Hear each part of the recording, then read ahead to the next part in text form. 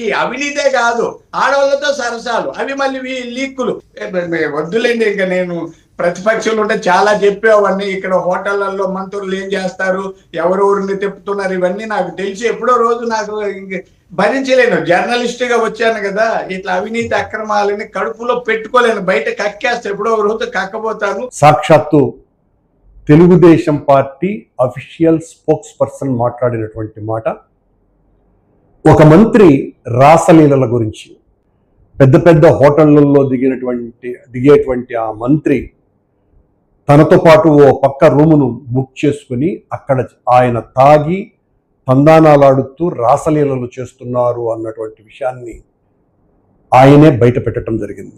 ఈ మంత్రి అవినీతి దురాఘాతాలు రాష్ట్రమంతా కూడా ఉన్నాయి. హైదరాబాదులో ఆయన మూలాలు ఉన్నాయి. హైదరాబాదులో ఆయన చేసేటువంటి రాసలీలలు అన్నీ ఇన్ని కావు.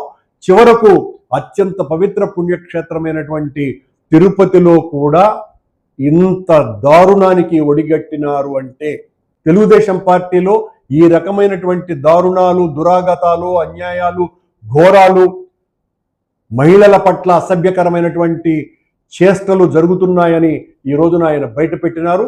ఇది మొత్తం రాష్ట్రమంతా కూడా వైరల్ అవుతున్నది.